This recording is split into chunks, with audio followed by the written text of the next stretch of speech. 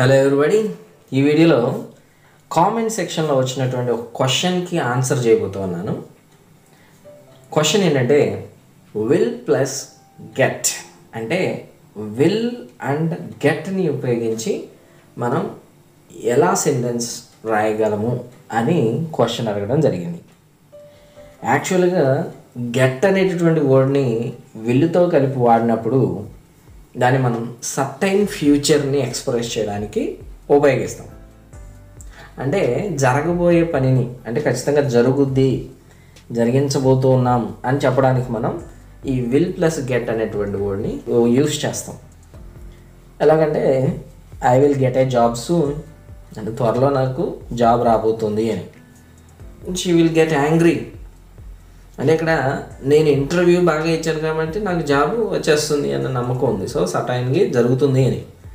అలాగే నువ్వు అలా బిహేవ్ చేసావు అనుకో, ఆవిడికి నీ మీద కోపం వస్తుంది అని చెప్పడం కోసం. ఇదంతా చాలా ఫ్రీక్వెంట్గా వాడేటటువంటి విధానమే సింపుల్ ఫ్యూచర్లో. ఇది routine process of writing will plus get. కానీ ఇక్కడ గెట్తో పాటు వర్బ్ థర్డ్ ఫామ్ని, అంటే ప్యాసివ్ ఫామ్ ఆఫ్ ద వర్బ్ని will plus get plus passive form of the వర్బ్ని యూస్ చేస్తే ఎలా మీనింగ్ వస్తుంది అనేది మనం ఈ వీడియో యొక్క సారాంశం.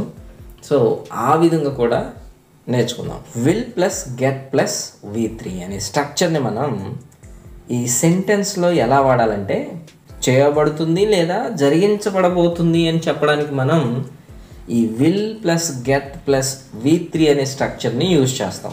ఎలాగంటే I will get my bike repaired అన్నాం, they will get married soon, లేదా హీ విల్ గెట్ ఫైర్డ్.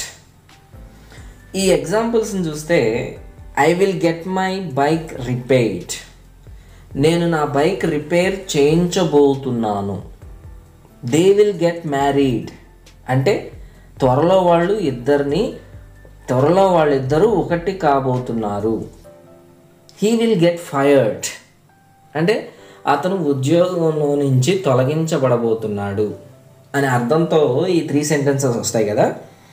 ఇక్కడ మీరు అబ్జర్వ్ చేయాల్సిన కామన్ పాయింట్ ఒకటి ఉంది. ఇక్కడ రిపేర్ చేస్తున్నాను అంటే, నా బైక్ రిపేర్ చేస్తున్నాను అంటే నేను చేసుకోను కదా. అంటే ఎవరు చేస్తారు బైక్ రిపేర్? మెకానిక్ చేస్తాడు. అంటే వేరే వ్యక్తి చేత చేపిస్తాను అని అర్థం. వాళ్ళు ఒకటి కాబోతున్నారు అంటే వాళ్ళ పెళ్ళి వాళ్ళే చేసుకోరు కదా, అంటే వాళ్ళ పెళ్ళి వేరే వాళ్ళు చేస్తారు.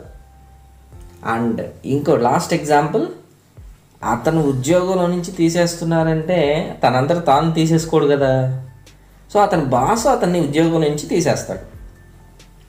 అంటే ఇక్కడ మీరు అబ్జర్వ్ చేయాల్సిన కామన్ పాయింట్, వేరే వాళ్ళ చేత ఏదైనా పని జరిగించబడినట్లయితే అప్పుడు ఈ గెట్ ప్లస్ ప్యాసివ్ ఫామ్ని యూజ్ చేస్తాం అన్నమాట. అంటే మనం ఫ్యూచర్ గురించి మాట్లాడుతున్నాం కాబట్టి will plus get plus verb passive ఫామ్ని యూజ్ చేయడం జరిగింది. ఓకే, అర్థమైంది కదా. So I hope it's clear to you.